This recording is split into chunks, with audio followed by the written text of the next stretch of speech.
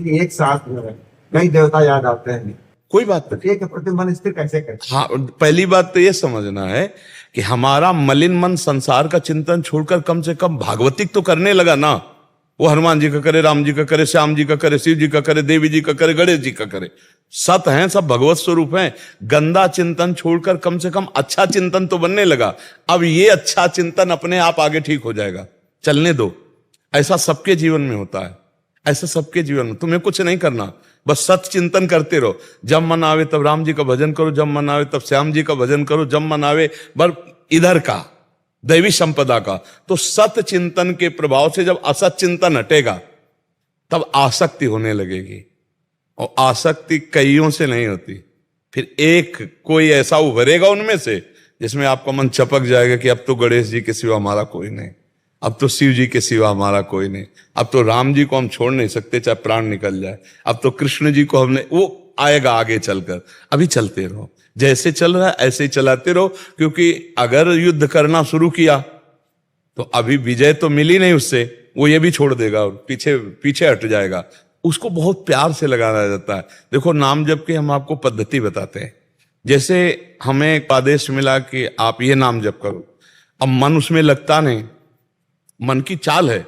अब मन कह रहा हम राधा बोलेंगे, हम कृष्ण बोलेंगे, हम राम बोलेंगे, हरि बोलेंगे, तो बोलो राधा कृष्ण हरि राम, राधा कृष्ण हरि राम। अब वो राजी हो गया ना, अब उसको जपो। अब आप एक दिन देख लेना वो राधा ही राधा में डूब जाएगा।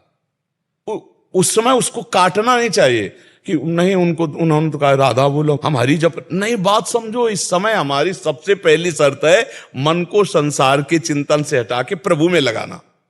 फिर प्रभु के जिस नाम रूप में रुचि प्रकट करें प्रभु, गुरुदेव, आचार्य देव, वो अपने आप हो जाएगा। अभी पहले से फंसाओ, नहीं सोचना, नहीं सोचना। इस बात को बहुत गंभीरता से आप लोग पकड़ लीजिए। आना एक में है, लेकिन अभी हम अनेक में फंसे हैं, तो इसको अनेक में फंसाते हैं। असत अनेक से हटाकर सत अनेक में फंसाते हैं। वो अनेक में भी एक ही है।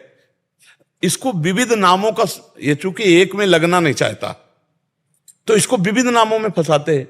कभी स्तोत्र पढ़ रहे हैं, कभी ये नाम जप कर रहे हैं, कभी वो नाम जप कर रहे हैं। तो धीरे धीरे पवित्र तो पहले हो, और जहां पवित्र हो तो फिर एक जगह लग जाएगा। और जैसा आप बोलते हैं गुरु जी एकांतिक में, ये बहुत दुष्ट स्वभाव का है। कभी कभी तो इतना प्रसन्न हो जाएगा कि ऐसा लगेगा कि पूरे सुबह से लेकर शाम तक भगवान नाम जप ही करते रहो। बिल्कुल। और कभी कभी थोड़ी सी प्रतिकूल परिस्थिति आ जाएगी, थोड़ी सी, तो हृदय अंदर से एकदम जलन उठेगी। फिर चिल्लाएंगे राम राम राम राम राम। फिर धीरे धीरे, पर इसमें यह देखना है कि उस जलन को सह जाना है। अगर सह गए, टूटे नहीं, तो आपकी भूमिका बढ़ने लगेगी हृदय की। और अगर टूट गए तो फिर आपको उसी क्लास में पढ़ना पड़ेगा। सहना बहुत बड़ी मतलब साधना है। जो सहने लगा उसके अध्यात्म की भूमिका बढ़ने लगती है। बस ये बात हमारी ध्यान रखना। विपत्ति, दुख, निंदा, अपमान, उपहास, ये हमारी भूमिका बढ़ाने वाला पावर देंगे। अगर सह गए तो आपकी भूमिका बदल जाएगी, अध्यात्म की भूमिका की ऊंचाई पे आ जाओगे।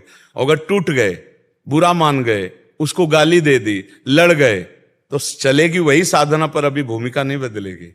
इसलिए हमको अगर अच्छे क्लासों में जाना है तो हमको ये तैयारी करनी कि जब हमारी निंदा हो, जब विपरीत परिस्थिति आवे, जब कोई प्रतिकूलता आवे, तो मुझे भगवान में स्थित होकर उसे सह लेना है, जवाब नहीं देना है। तो वो आगे आपकी भूमिका बदल देगा। बस ये बात समझना है। इसीलिए बड़े बड़े समर्थ संत होते हुए भी अपमान, निंदा, मारपीट भी सह गए, कभी हाथ नहीं उठाया, क्योंकि अध्यात्म की ऊंचाई पे चढ़ना है, ये शर्त है। यही नहीं हो पा रहा है अभी। नाम जब करते रहो, जब लोभ बढ़ जाएगा ना, तब फिर बात बन जाएगी। जैसे कि ये सब लोग आपको गाली देंगे, अपमानित करेंगे, विपत्ति आएगी, तुमको परम पद प्राप्त करना है और चुपचाप सर झुका के निकल जाना है, किसी से लड़ना नहीं, किसी से झगड़ना। तो जब परम पद का लोभ हो जाएगा, भगवान के दर्शन का, भगवत प्राप्ति का, तो आप सह जाएंगे। अगर मैं बोला तो फिर मेरी स्थिति नहीं बदलेगी, मुझे स्थिति बदलना है, मुझे काम, क्रोध, लोभ, मद, मोह से ऊपर उठना है, तो मुझे सहना पड़ेगा। इसलिए सहना है, राधा राधा राधा राधा, फिर सह जाएंगे। अभी लोभ नहीं जगा है, भगवत प्राप्ति का लोभ नहीं जगा, अभी दिव्य आनंद की प्राप्ति का लोभ नहीं जगा, इसलिए हम ये बुरा मानते सह नहीं पाते हैं। हाँ, तो इसलिए हमें सहना पड़े। बस परमार्थ में तो यही, जहां आया हम देख लेंगे, तो तुम जो देखने निकले थे वो तो नहीं देख पाओगे और गिर जाओगे मार्ग से। और प्रश्न ऐसा आता है परमार्थ का कि प्रश्न बन के नहीं आता, वो ऐसी घटना बन के आता है कि हम ये समझे नहीं पाते कि हमारे सामने प्रश्न आया है। परीक्षा में पास होना है, ये बात विपत्ति, निंदा, अपमान, तिरस्कार, ये इस मार्ग के प्रश्न है और इनका उत्तर मौन दिया जाता है। आपको जो गाली दे रहा है, मुस्कुराया, चल दिया, वो आदमी दिमाग से समझ पावे कि है क्या चीज, इसको गाली दे रहे हैं, अपमान कर रहे हैं, कुछ बोल ही नहीं रहा, बस आप पार हो गए। और वो जो कर रहा है, जैसे ये सोचे कि कोई नीच पुरुष है और गाली दे रहा है, अगर हम नहीं बोले तो बढ़ता चला जाएगा, ऐसा नहीं है। ईश्वर है, वो उसको संभाल लेगा, तुम आगे बढ़ो, तुम्हारे को संभालने की जरूरत नहीं, तुम तो चलो ईश्वर की तरफ, ईश्वर उसे संभाल लेगा। उमा क्षमा सापहुते भारी, अपने कर्म जाए अपकारी। अपकार करने वाला अपने कर्म से ही नष्ट हो जाएगा, तुम्हें कुछ कहने की जरूरत नहीं, वो आगे नहीं बढ़ पाएगा, तुम आगे बढ़ो, तुम मत लड़ो, नहीं तो हमें उसके विषय में मंगल ही मनाना है, मंगल ही मनाना है। क्यों?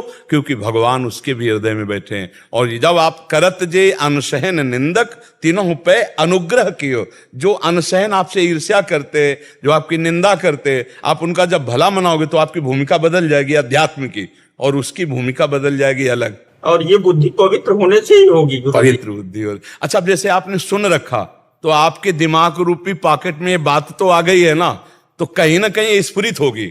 जब आपको कोई गाली देगा तो आएगा, बाबा कह रहे थे सहना है, बहुत कठिन है सहना, पर सहना है, तो एक दिमाग में तो पहुंच गई ये बात सत्संग की, ये आपको कहीं ना कहीं सपोर्ट करेगी।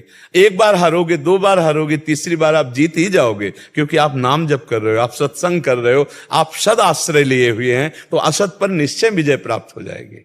आपसे भगवान नाम जप की महिमा सुनकर पिछले 1 वर्ष से प्रभु श्री राम जी के नाम का अधिक से अधिक जप करने का प्रयत्न कर रहा हूं। महाराज जी, मेरा प्रश्न है कि गुरुदेव भगवान की नाम जप में निरंतरता एवं प्रभु के नाम में प्रियता क्यों नहीं हो रही? कृपया उचित मार्गदर्शन करें। देखो, प्रभु के नाम में प्रियता इसलिए नहीं हो रही कि भोगों में कहीं ना कहीं हमारी सुख बुद्धि बराबर बनी रही पीछे से।